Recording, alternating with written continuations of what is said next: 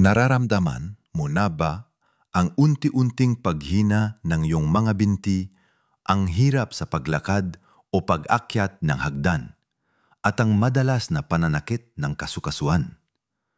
Maraming Pilipino, lalo na ang mga senior, ang nakakaranas nito at iniisip na bahagi lang ito ng pagtanda. Pero paano kung sabihin ko sa inyo na hindi lang ito basta-basta pagtanda? Paano kung may ilang pagkaing araw-araw nating kinakain na akala natin ay nakakabuti sa ating kalusugan, pero sa katotohanan ay unti-unting nagpapahina sa ating mga binti at nakakasama sa ating katawan, lalo na kapag nasa edad 60 na tayo pataas. Ang nakakagulat pa, 99% ng ating mga senior ay hindi alam ang tungkol dito. Ang matamis na katotohanan ito ay tungkol sa mga prutas na kinasanayan na nating kainin. Sa video na ito, bubuksan natin ang inyong mga mata sa 7 partikular na prutas na maaaring nagiging dahilan ng inyong panghihina hindi lang sa binti, kundi sa pangkalahatang kalusugan. Ilang. Napakahalaga na malaman natin ito dahil ang kaalamang ito ang susi para makabalik tayo sa mas aktibo at mas malusob na buhay. Kaya manood hanggang dulo dahil may malalaman kayong talagang ikagugulat ninyo. Ngayon, simulan na natin ang pagtuklas sa mga prutas na ito at bakit kailangan natin maging maingat sa pagkain ng mga ito. Ang una sa ating listahan at marahil isa sa pinakapaborito ng marami ay ang mangga. Sino ba naman ang makakatanggi sa matamis at malinamnam na mangga, lalo na kung hinog na hinog? Pero alam nyo ba, mga kaibigan, na ang matamis na lasa ng mangga ay nagmumula sa mataas nitong sugar content, partikular na ang fructose. Para sa mga kabataan, madali lang iproseso ng katawan ang ganitong dami ng asukal dahil mabilis ang kanilang metabolismo at mas aktibo sila. Subalit, pagdating sa edad 60 pataas, bumabagal na ang ating metabolismo. Ibig sabihin, mas mahihirapan na ang ating atay na iproseso ang labis na fructose. Kapag hindi ito na iproseso ng maayos, nagiging taba ito at maaring maipon sa atay na nagdudulot ng tinatawag na fatty liver. Bukod pa rito, ang labis na asukal sa katawan ay nagpapataas ng pamamaga o inflammation. Ang inflammation na ito ay hindi lang basta sakit sa balat. Maaari ito makaapekto sa ating mga kasukasuan na nagiging sanhi ng pananakit, pamamaga at paninigas. Isipin ninyo, kung ang mga kasukasuan sa inyong tuhod at binti ay inflamed, paano pa kayo makakakilos ng maayos? Ito ang isang dahilan kung bakit pakiramdam natin ay humihina ang ating mga binti.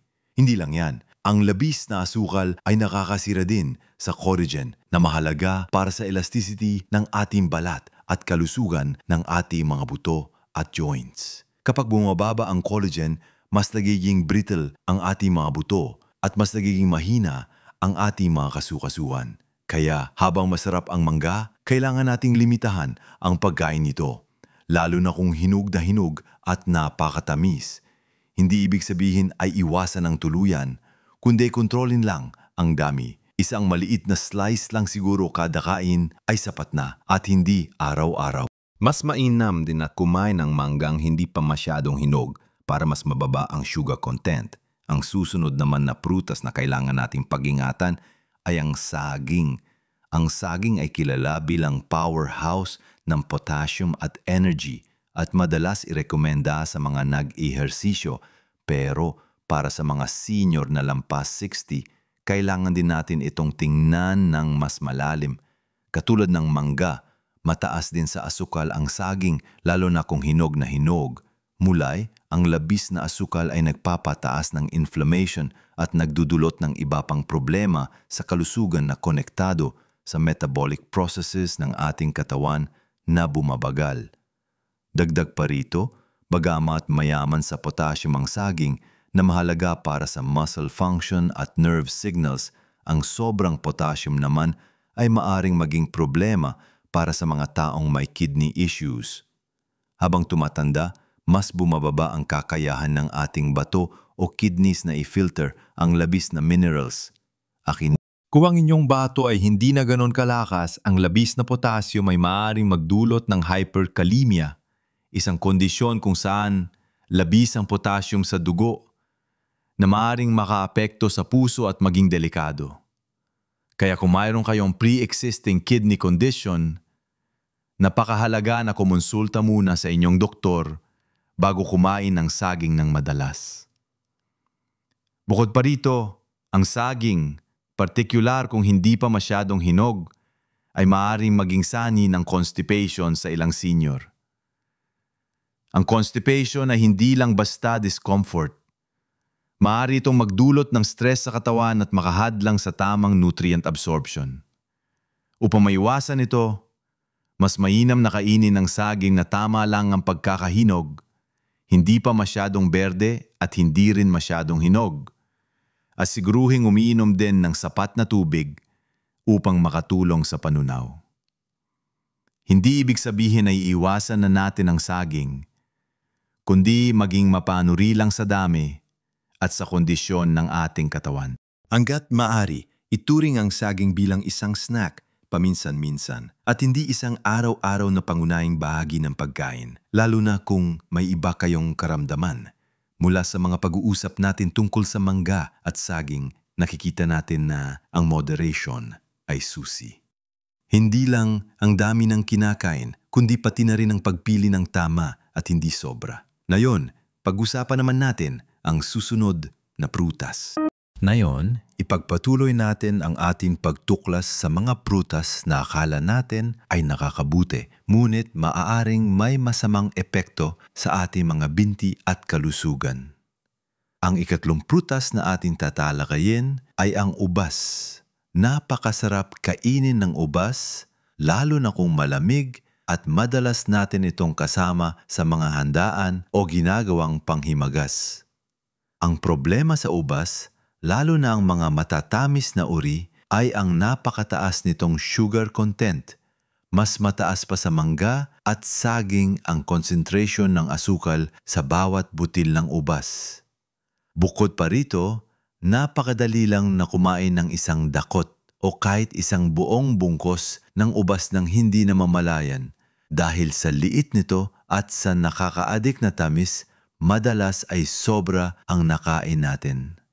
Katulad ng ating napag-usapan, ang labis na pagkonsumo ng asukal, lalo na para sa mga senior na bumabagal na ang metabolismo, ay direktang nagdudulot ng inflammation sa katawan. Ang inflammation na ito ay maaaring maging sanhi ng pananakit at paninigas ng mga kasukasuan, lalo na sa tuhod at binti.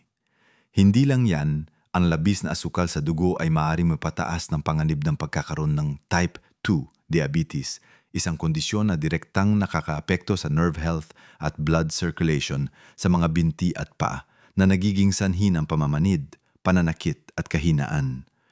Kung ang iyong blood sugar level ay palagi mataas, mas mabilis ding manghina ang iyong mga kalamnan at mas bumababa ang bone density na parehong napapahina sa iyong mga binti at may papataas ng panganib sa falls.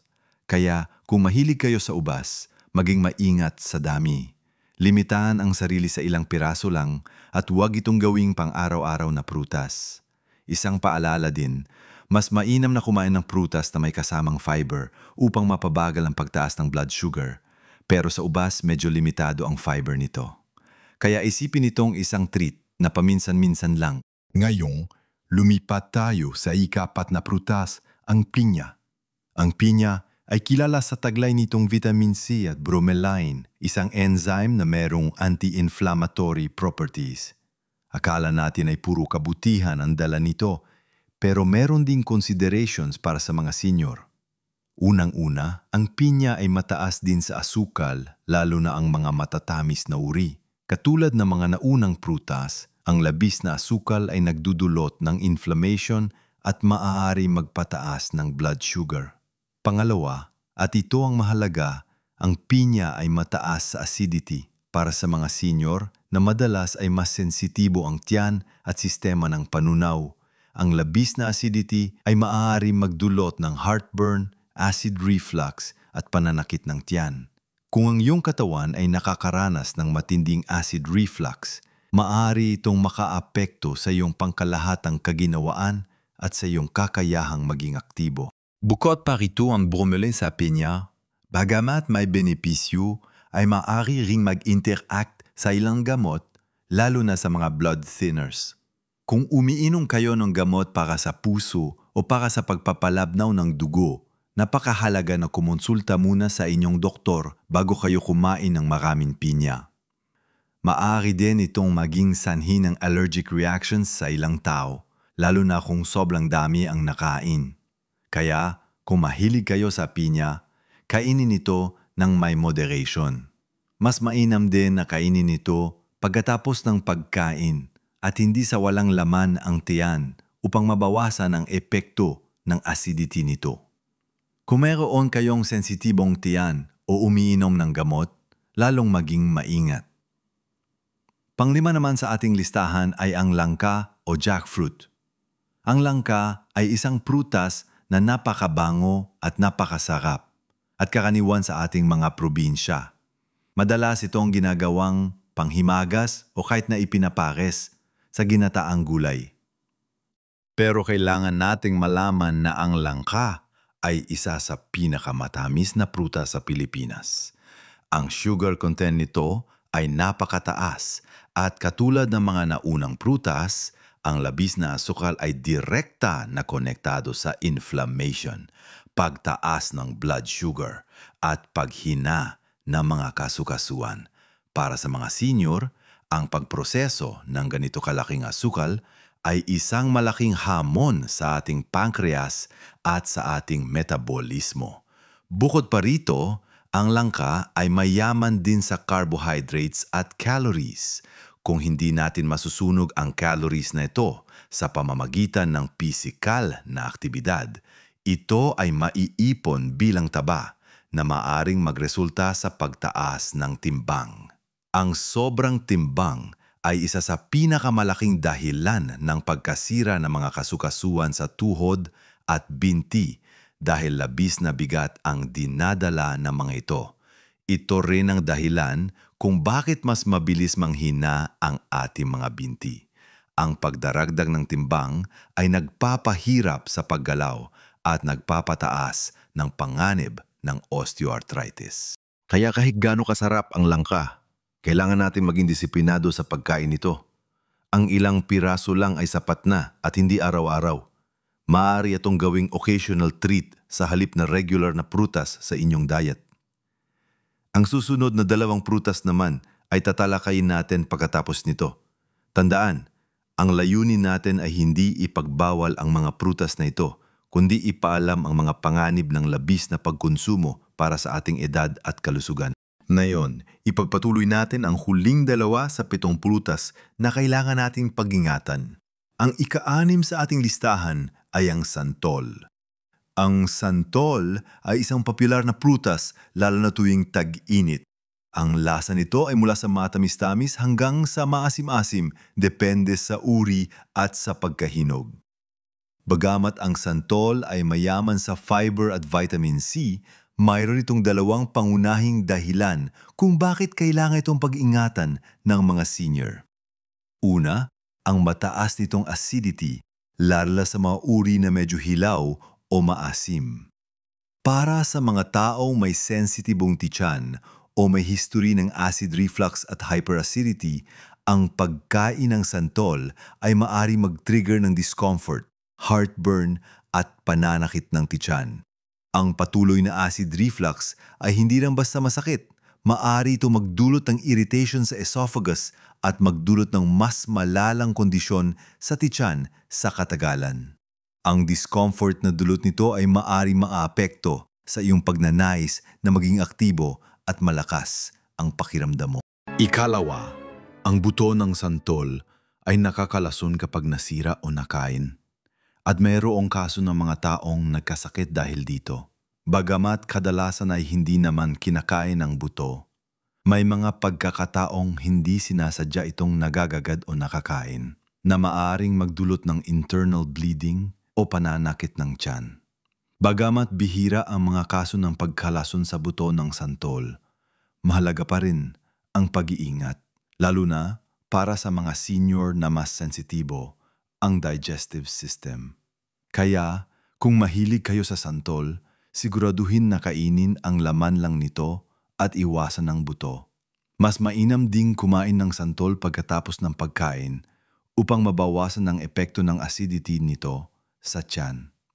Kontrolin din ang dami ng kinakain, lalo na kung meron kayong history ng gastrointestinal issues.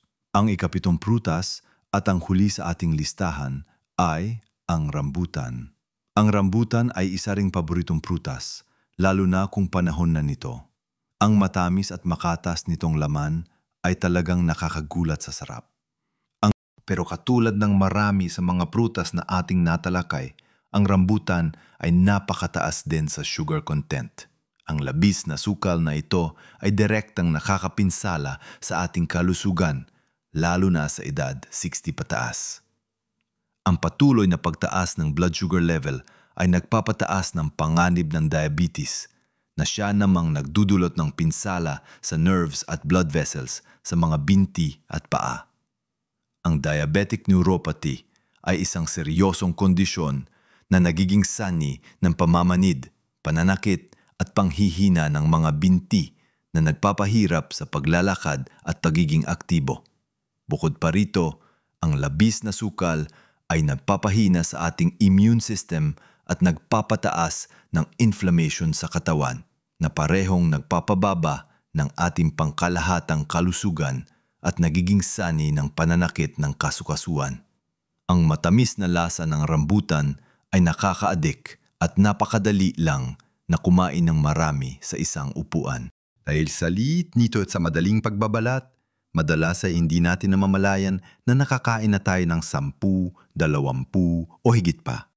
Ito ang nagiging problema dahil sa sobrang dami ng asukal na nakukuha natin mula sa bawat piraso. Kaya ang payo natin sa rambutan ay moderation. Ang ilang piraso lang ay sapat na para ma-enjoy ang sarap nito. Huwag itong gawing pang-araw-araw na snack o kainin ng walang kontrol. Isipin itong isang birang treat, hindi isang regular na bahagi na niyong diet. Ngayon, mga mahal kong kaibigan, ating balikan ang mga mahahalagang aral na natutunan natin tungkol sa 7 prutas na ito. Ang mangga, saging, ubas, pinya, langka, santol at rambutan. Hindi natin sinasabing iwasan ninyo ng tuluyan ang mga prutas na ito. Ang mahalaga ay ang pag-unawa sa kung paano sila nakakaapekto sa ating katawan, lalo na kapag tayo ay lumalaki na. Ang susi ay ang moderation at ang kaalaman. Naalala nyo ba ang ating napag-usapan tungkol sa labis na asukal? Ito ang pangunahing salarin sa marami nating problema sa kalusugan, mula sa inflammation na nagdudulot ng pananakit ng kasukasuan hanggang sa pagtaas ng panganib ng diabetes na nakakasira sa ating mga nerves at nagpapahina sa ating mga binti. Tandaan, hindi lang naman ang mga prutas na ito ang mataas sa asukal. Meron din mga processed food at inumin na mas malala pa. Pero ang kaibahan sa mga prutas na ito ay ang akala nating puro benepisyo sila, kaya't madalas ay sobra ang ating nakakain. Huwag kalimutan din ang epekto ng acidity na milang prutas tulad ng pinya at santol sa ating sensitibong tiyan at ang mga potensyal na interaksyon ng bromelain ng pinya sa ilang gamot.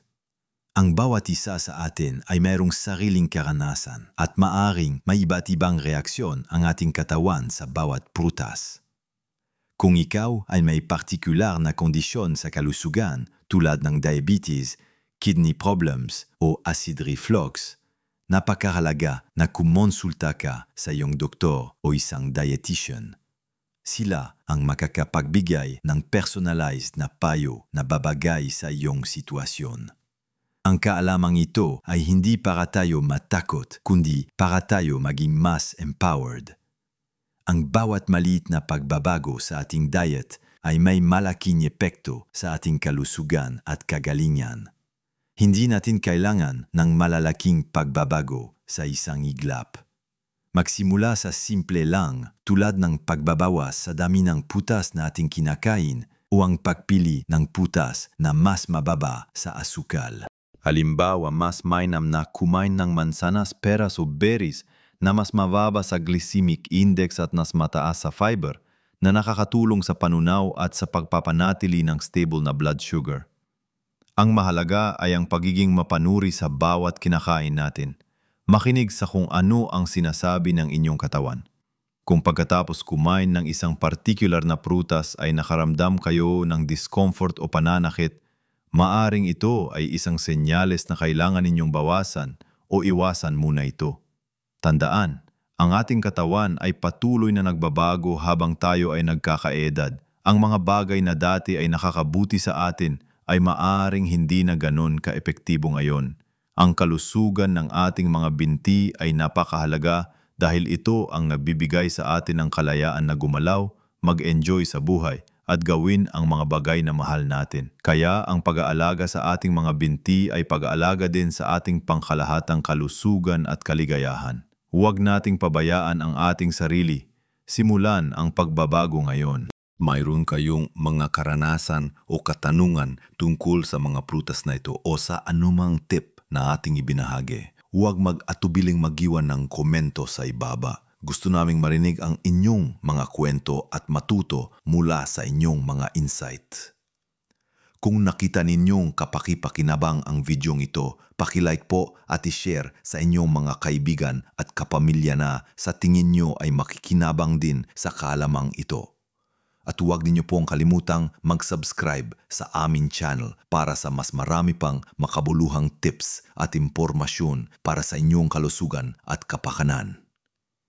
Maraming salamat po sa inyong panunod at pakikinig. Tandaan, kaya nating mamuhay ng masaya at malusog sa bawat yugto ng ating buhay. Pagpalain po tayong lahat at mabuhay ang mga senior na Pilipino.